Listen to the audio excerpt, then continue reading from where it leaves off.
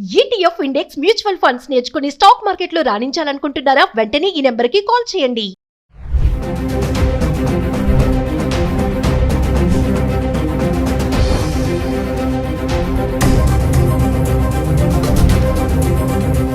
నమస్తే, welcome back to Suman TV. ప్రస్తుతం మనతో పాటు ఉన్నారు analyst, TEDx speaker, legendary award winner in real estate doctor Nandi Rameshwar Rao గారు. సార్తో మాట్లాడదాం. నమస్తే సార్. సార్, ట్రంప్ మనం చాలా వీడియోస్ చేస్తూనే ఉన్నాం. ఇప్పుడు రీసెంట్గా చూసుకుంటే H1B వీసా రూల్స్లో మార్పులు చేర్పులు జరుగుతున్నాయి. ఇంకా డిపెండెంట్ వీసా ఎవరైతే ఉన్నారో వాళ్ళకి కొంచెం టెన్షన్ అని చెప్పేసి అంటున్నారు. డిపెండెంట్ వీసా ఉన్న వాళ్ళు మరి రెన్యువల్ చేసుకుంటే చేసుకోకపోయినా వచ్చే ప్రమాదాలు ఏముంటాయి అంటారు ఒకసారి? ట్రంప్ వచ్చిన దగ్గర నుండి చాలా మందికి గుండెల్లో రైలు పడరు. ఇంతవరకు ఇండియాకి పరిగెట్టి ఇప్పుడు అమెరికా వరకు కూడా పరిగెడతారు. ఎందుకంటే ఆయన ప్రెసిడెంట్ అయ్యి దాదాపు 2 నెలలు hours, I think 20 correct 2 months అనుకుంటా. 21 ఇవాళ 21 కదా. So 2 months correct time set అయింది. ఈ 2 months లో కొన్ని అలజడులు బాగా క్రియేట్ చేసాడు. ఏంటంటే మనం చెప్పుకుంటూ వచ్చి ఒకసారి రిపీట్ చేయడానికి, బర్త్ టూరిజం మార్చాడు, వీసా ప్రొసీజర్ మార్చాడు, లాటరీ సిస్టమ్ మార్చాడు, పార్ట్ టైం జాబ్స్ మార్చారు, ఇల్లీగల్ అది మాత్రం పాజిటివ్ గా తీసాడు. ఆ పాయింట్ వరకు ఇల్లీగల్ ఇమిగ్రెంట్స్ ని తీసేయడం కరెక్ట్. ఎందుకంటే ఆయన ఓట్లు గెలిచిందే ఆ పేరు చెప్పి చేశారు. మేము ఇల్లీగల్ బయట వాళ్ళని పంపించేస్తాం, ఎవరైతే క్వాలిఫైడ్ కదా, ఎవరైతే స్కిల్డ్ లేరో వాళ్ళని పంపించేస్తాం, ఆ ఓట్లో ముందే చెప్పాడు ఆయన. సో అది ఆయన కంట్రీ కోసం ఆయన స్వార్థం ఉన్నట్టు తప్పలేదు. మిగతా కొన్ని డిస్టర్బెన్స్ ఉన్నా ఈ ఇల్లీగల్ ఇమిగ్రెంట్స్ అనేది ఏం చేశారంటే దానికి సపరేట్ ఆయన ఏమంటున్నాడు, మన వాళ్ళకంట ఇతర దేశస్తులు ఎస్పెషల్లీ ఇండియా వాళ్ళు బాగా ఎక్కువ సంపాదించి మంచి పొజిషన్స్ ఆక్యుపై చేస్తున్నారు, సీనియర్ పొజిషన్స్. బిజినెస్లో కూడా కన్సల్టెంట్స్ కూడా మన దగ్గర మన వాళ్ళు ఎక్కువ అరేంజ్, రెస్టారెంట్స్ కానీ, హోటల్స్ కానీ, మిగతా హాస్పిటల్స్ కానీ, ఇంజనీరింగ్ ఇన్స్టిట్యూట్ కానీ, అందరూ కూడా అమెరికన్స్ కంటే మనం బాగా పోయింది. Because our IQ level is very good compare to other literacy in India. North ఇప్పుడు వెళ్తున్నాను నేను, బీహారు, యూపీ చూస్తే లిటరసీ ఉంటుంది అక్కడ 5-10% ఉంటే ఎక్కువ. మనం 90% లిటరసీ ఉంది ఎక్స్ట్రా విలేజ్లు బట్టి తీస్తే. నేను ఒక డిఎల్ఎఫ్ అనే కంపెనీ లాంగ్ వే ఒక క్యాప్షన్ పెట్టేది, every 4th engineer from America is from India, in America is from India. Every 4th engineer from India is from south, every 4th engineer from south is United UP and AP and Telangana. అది మన history. అంటే ఇంజనీర్కి అంత respect. అట్లనే doctor. ఈ విధంగా చూసుకుంటే Trump గారు ఏమంటారంటే, ఎంతవరకు మన ఇండియాని ఎంచుకోవడానికి కారణం ఇండియా కానీ, చైనా కానీ, మెక్సికో కానీ, పనామా ఇవన్నీ కూడా ఎందుకు, our labour cost is very cheap. $10 $15 గంట ఇస్తే పని చేస్తాం. అదే పని సేమ్ వర్క్ $50 ఇవ్వాలి గంట. అంటే $50 వర్సెస్ $10, 40 అంటే 80% సేవింగ్ మనకు జాబ్ ఇచ్చిన్నారు. కానీ అక్కడ ఏమైందంటే ఈ ఫేక్ సర్టిఫికెట్స్, కన్సల్టెన్సీ ద్వారా మ్యానిపులేటింగ్, డబ్బులు ఇచ్చి వెళ్ళడం, గ్యామ్లింగ్, ఇవన్నిటిలో అవుట్పుట్ పడిపోతుంది. అక్కడ వాళ్ళు కూడా ఎఫిషియన్సీ పడిపోయి, ఇప్పుడు మంచి యాంకర్లు అయితే సుమన్ టీవీకి వ్యూస్ రావు కదా, వ్యూస్ రానప్పుడు మీకు రెవెన్యూ ఉండదు, రెవెన్యూ అయితే మీరు తీసేయాలనుకుంటారు. అదే మీరు మంచిగా చేస్తుంటే మీకు ఇంకా అప్రిషియేట్ చేసి ప్రమోషన్ ఇచ్చి ఇంక్రిమెంట్ ఇస్తారు. అక్కడ కూడా అదేమవుతుందంటే ఈ బయటకు వచ్చింది. దాంతోపాటు మన ఎలాన్ మస్క్ మెయిన్ రీజన్, ఆయన ఉన్న వాళ్ళందరూ H1B వీసాల్లోనే ఉన్నారు. ఆయనకి పవర్స్ ఇచ్చిన తర్వాత మామూలు ఏమీ లేకుండా ఆయన ఇరగొడతారు, చింపేస్తాడు మొత్తం. పవర్ డోజ్ అనే డిపార్ట్మెంట్ మొత్తం ఆయన చేతిలో ఉంది. రామస్వామి పక్కకి వెళ్ళిపోయాడు, వేరే గవర్నర్ ఏదో దానికి పంపించారు. సో ఈయన ఇప్పుడు ఈయన ఏం చెప్తే తానా అంటే తందానా అనాలి ట్రంప్. ఎందుకంటే ఈయన ఎలక్షన్, ఈయన క్యాంపెయిన్ వల్లే ఆయన పెరిగాడు. సో అక్కడ ఇద్దరికి కొద్దిగా వచ్చి క్లాష్ అనే కాంప్రమైజ్ అవుతున్నారు.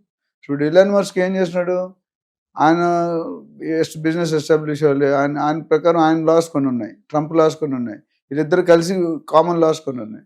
ఇప్పుడు ఏమవుతుందంటే డిపెండెన్సీలో జనరల్గా అంత ముందు ఏమైందంటే తల్లి తండ్రి అక్కడ ఉండి పిల్లలు అక్కడ పుడితే 21 years వరకు డిపెండ్ ఉంటాడు. తర్వాత స్టూడెంట్ వీసా వచ్చేస్తుంది.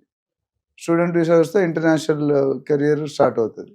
దాని తర్వాత అక్కడ సెటిల్ అయ్యే అవకాశం. ఇప్పుడు ఏమన్నా పుట్టిన పిల్లలకి అసలు సిటిజన్షిప్ లేదు, గ్రీన్ కార్డు కానీ ఇవన్నీ ఇవ్వరు. మరి వాళ్ళు ఎక్కడికి వెళ్ళాలంటే తల్లిదండ్రుల నుంచి పిల్లలు అక్కడ పంపించాలా. అది అయిపోయినట్టుంది, February 20 వరకు ఏదో డేట్ ఉంటుంది కదా, కోర్టులోనే ఉంది సార్, ఇంకా ఆర్డర్ రాలేదు. అంత ఈజీ కాదు అది. ఎందుకంటే 150 years బట్టి ఉన్న లాని ఒక్కసారి కదిలించడం అంత ఈజీ కాదు. అంటే ఈవో సైన్ చేస్తాడు executive order, but EO sign చేసిన ఆర్డర్లన్నీ అమలు పరచాలని ఎక్కడ లేదు. ఎందుకంటే సెనేట్ ఉంటుంది, వాళ్ళకి క్యాబినెట్ ఉంటుంది. మనకి ఎట్లయితే ఇక్కడ క్యాబినెట్ ఆమోదించారు అక్కడ కూడా ఆమోదిస్తేనే లేదా బ్యాక్ టు పెవిలియన్ వస్తుంది. బట్ ఇప్పుడు యాజ్ ఆఫ్ నో హోల్డ్లో ఉంది. Yes. అంటే ఇవ్వనని చెప్పట్లేదు, ఇస్తానని చెప్పట్లేదు. సరే, ఇంకో విషయం ఏంటంటే H1B వీసాకి ఇలాంటి మార్పులు చేర్పులు చేయడం వల్ల అమెరికన్స్ చాలా ఇబ్బంది పడుతున్నారు అనేది ఒక విమర్శ అయితే నడుస్తుంది. దీన్ని ఎలా చూడొచ్చు అంటారు? ఒకటి ఫ్యాక్ట్గా చెప్పాలంటే మన వాళ్ళు బయట వాళ్ళు ఎక్కువ వచ్చి ఆక్యుపై చేసి వాళ్ళకి జాబ్స్ లేవనేది ఆల్రెడీ అంత ముందు ఉంది. ఇప్పుడు నేను అమెరికన్స్ కూడా కొన్ని రూల్స్ పెడుతున్నాను. ఆ రూల్స్ వల్ల ఇప్పుడు బోత్ సైడ్స్ క్రికెట్లో డబుల్ స్పిన్ అటాక్ అంటాయి. రెండు పక్కల స్పిన్ అంటే ఒకసారి రన్ రావు, వికెట్లు పడిపోతాయి, క్లోజ్ ఫీల్డింగ్ పెట్టి. ఇప్పుడు ఏమైంది, ఫస్ట్ ఒకటే ఉండేది, ఇప్పుడు రెండోది ఏంటంటే మనకి ఏమేంటి కండిషన్ వాళ్ళు కూడా కొంతమందికి అప్లై అవుతున్నాయి. అప్లై అయినప్పుడు they are not very happy. ఈయన అసలు ఎందుకు ప్రెసిడెంట్ అయ్యాడు? ప్రెసిడెంట్ గారు ట్రంప్ గారి ఉద్దేశం ఏంటంటే అమెరికాలో ఒక రూల్ ఏంటంటే any president can become for 2 terms. మన నరేంద్ర మోడీ 6 సార్లు 3 సార్లు సీఎం, 3 సార్లు, అక్కడ అలాగ ఉండదు. Only maximum George Bush, Bill Clinton, Barack Obama అందరూ కూడా 2 times, 3 times లేదు. అయితే ఇక్కడ ఈయన రికార్డ్ బ్రేక్ చేసినట్టు ట్రంప్ మధ్యలో ఓడిపోయాడు, ఇప్పుడు ఇచ్చాడు. తర్వాత ఇంకా అది రాదు, ప్లస్ ఏజ్ కూడా అయిపోతుంది, 82 years అవుతాడు. సో నేను మళ్ళీ ప్రెసిడెంట్ అవ్వాలను, నేను ప్రెసిడెంట్గా దిగిపోయే ముందు హిస్టరీని రీరైట్ చేస్తాను, అందుకనే 150 సంవత్సరాల చరిత్ర గల పాలసీని నేను మార్చానంటే చరిత్రలో ఉండిపోతాడు. చాలామంది నేను ఒకసారి చెప్తుంటాను మీటింగ్స్లో, మీరు చదువుకున్న స్కూల్కి కానీ కాలేజీకి కానీ మీరు ఎప్పుడైతే చీఫ్ గెస్ట్కి వెళ్తారో ఆ రోజు మీరు ఆనందంగా ఉంటారు. మీరు జేడి లక్ష్మీనారాయణ చెప్తారు, ఇది ఐపీఎస్ ఆఫీసర్, మీరు ఆటోగ్రాఫ్ అడగడం కాదు, మీ ఆటోగ్రాఫ్ అడగాలి. మీరు జనంలో ఒక మెంబర్గా ఉండకూడదు, మీరే రీజన్ అయ్యి జనాలు మీకోసం రావాలి. ఈ పాయింట్ చూసుకుంటే చాలా ఇంపార్టెంట్. అంటే లైఫ్లో ఏదో సాధించినట్టు. మన స్కూల్కి మన చీఫ్ గెస్ట్ అంత అదృష్టం ఎంతమంది వెళ్తారు? కమింగ్ బ్యాక్ ఏంటంటే ఈయన ట్యాక్స్లు ఇంపోజ్ చేస్తాడు ఇండియన్ గవర్నమెంట్. ఇండియా వాళ్ళు చేస్తాం కాబట్టి మేము కూడా పెడతాం, వీలైతే 100% పెడతాం. అంటే బయటికి బాయ్ అయినా లాన్ ఉన్న యుద్ధాలు జరుగుతూనే ఉన్నాయి. కనిపించిన మహాభారతం యుద్ధాలు ఉంటుంది కదా, అటు కురుక్షేత్రం అట్లా ఉన్నదన్నమాట. సో ఓవరాల్గా చూసుకుంటే students are not happy, H1B visa are not happy, employment already కొన్ని వేల మంది లిస్ట్ అయ్యారు. లాస్ట్ టైం 18,000 కొంతమంది వచ్చేసారు, ఇంకా కొంతమంది వస్తున్నారు. రానున్న రోజుల్లో లాస్ట్ టైం మాట్లాడుకున్న 54 లక్షల్లో 18 లక్షలు ఇల్లీగల్ ఇమిగ్రెంట్స్, చదువు లేకుండా, స్కిల్ లేకుండా, నాలెడ్జ్ లేకుండా, ఫేక్ సర్టిఫికేట్స్ పెట్టి. అది చేయకూడదు. నాకు ఇప్పుడు ఇండియా కూడా ఒప్పుకుంది తీసుకోండి, ఎందుకంటే జెన్యూన్ రీజన్ చెప్తున్నాడు ఆయన కొద్ది క్రాక్, కొద్ది నాటి అయినా ఆయన దేశం కోసం ఆయన కష్టపడంలో ఎటువంటి తప్పు లేదు. అయితే ఈయన తీసుకున్న యుఎస్లో ఎకానమీ బట్టి మిగతా కంట్రీల ఎకానమీ డిపెండ్ అయి ఉంటుంది.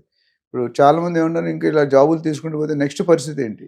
ఈ జాబులు అప్పుడు వాళ్ళకి ఆల్టర్నేటివ్ ఏం చెప్పాడు, మీరు లీడర్స్ని డెవలప్ చేయండి. ఇప్పుడు మీకు టీమ్ లీడర్ ఉన్నాడు మీ కంపెనీలో, సిఇఓ ఉన్నాడు, డిఫరెంట్ పొజిషన్స్ ఉన్నాయి. ఎందుకు? Level of హైరారీ.